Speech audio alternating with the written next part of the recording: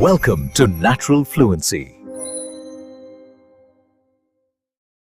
Have you ever felt this? You can hear every single word, but you still can't grasp the meaning.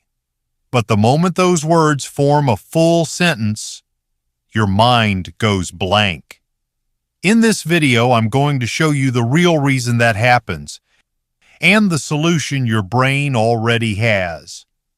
Because honestly, this is not a you didn't try hard enough problem. Neuroscience actually has a name for this. It's called forward blocking. Your brain already has strong neural pathways wired for your first language, and those pathways block you from connecting English sounds directly to meaning. So even when you hear the sounds, your brain forces you to translate first. And that extra step is exactly what makes you fall behind. But here's the good news.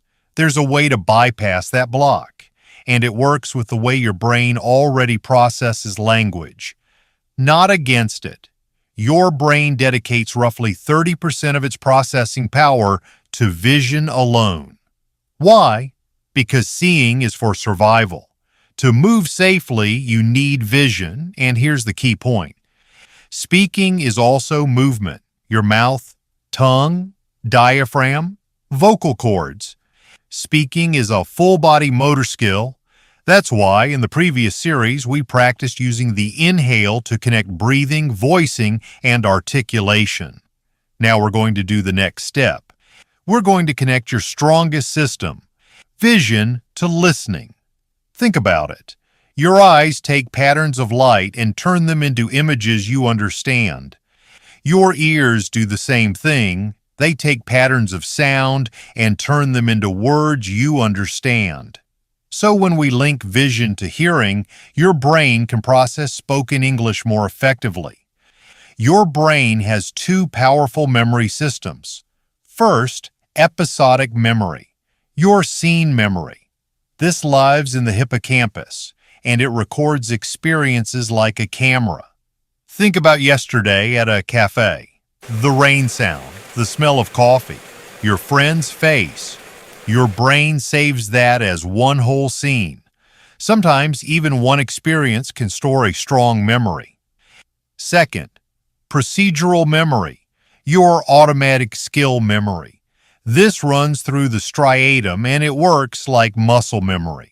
Walking, riding a bike, skills your body performs without conscious thought.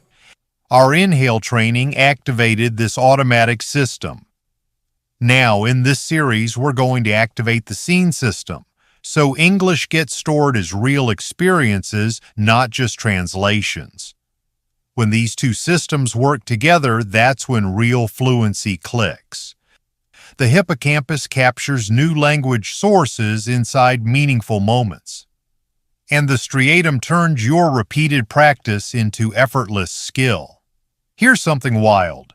The exact same words can mean completely different things, and your brain figures it out from context alone.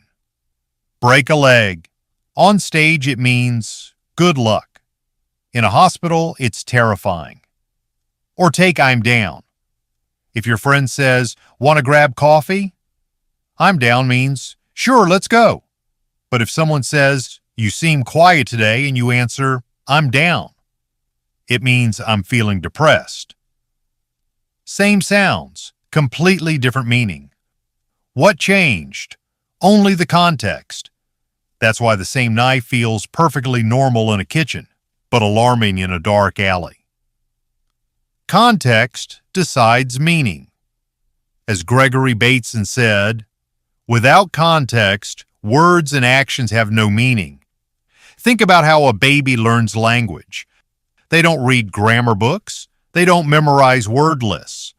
They watch mom's face. They watch her gestures. They watch everything happening around them. And inside that situation, they hear the sounds. For example, when a mom says, "Let's wipe your mouth," while actually wiping the baby's mouth, the baby experiences the meaning as a whole moment. Later, just seeing the tissue box can trigger that memory automatically. In neuroscience, this is called joint attention. The baby and mom focus on the same thing, and the baby reads mom's intention through her face, body, and voice. Foreign languages work the same way.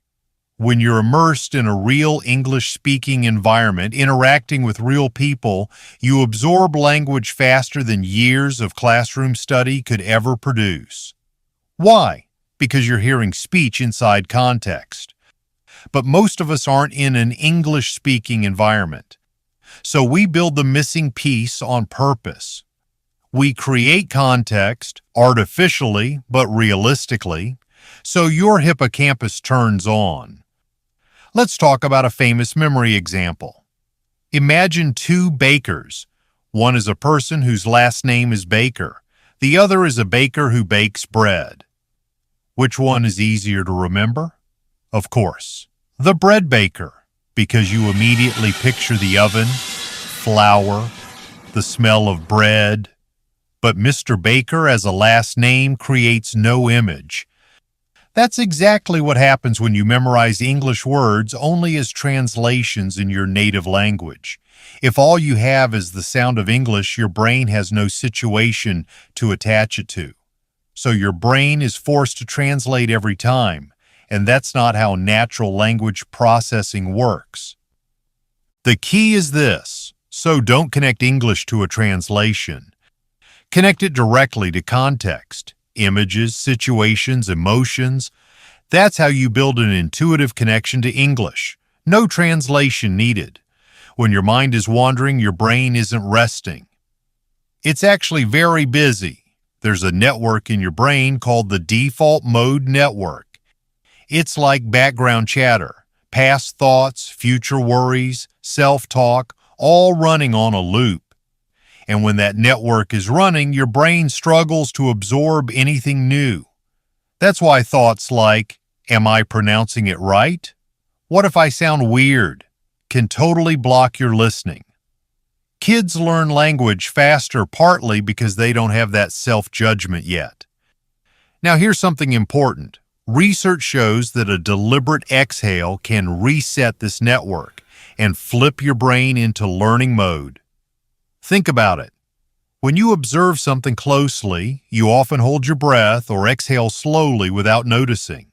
That's your brain switching into focus mode.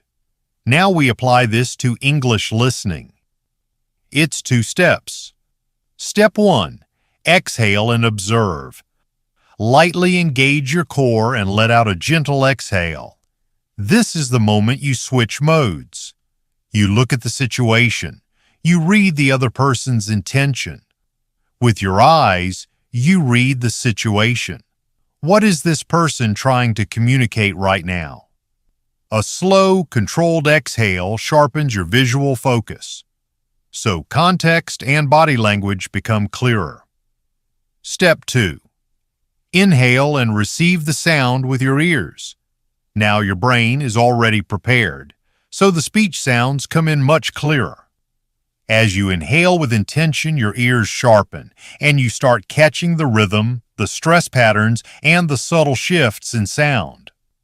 So the rhythm is exhale plus eyes. Inhale plus ears. Context. Speech. That's your brain's natural order for learning language, and that's exactly what this series is built on. Every episode follows that same natural order, so your body learns English the way it was designed to. Let me show you the structure. Stage 1. Background recognition. You'll see a general background first. You think, "Oh, this kind of situation." You get the big picture while breathing normally. Stage 2. Context plus exhale. About 3 seconds. The scene becomes more specific. A balloon and eyes appear on screen. As you watch the balloon, you do a light exhale. You can see the context and intention. This is the DMN reset moment. Stage 3. Inhale plus speech. 7 seconds.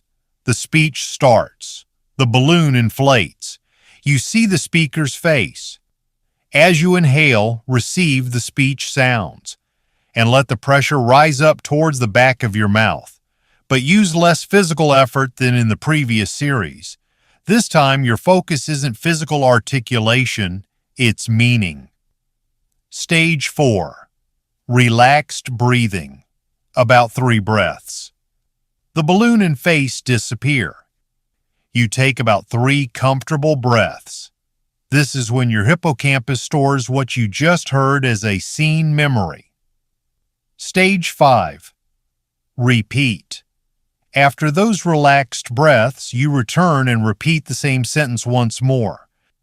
Then you move to the next sentence. After you finish the full set, you repeat the whole set again from the start. When you practice like this, something changes. When you listen this way, there's no time to build your native language's sentence structure in your head. You read context with your eyes first. You switch your brain with the exhale. You receive sound with the inhale, and your first language never gets a chance to cut in. This is the experience of hearing English as English. That's real active listening. And this series is where it begins.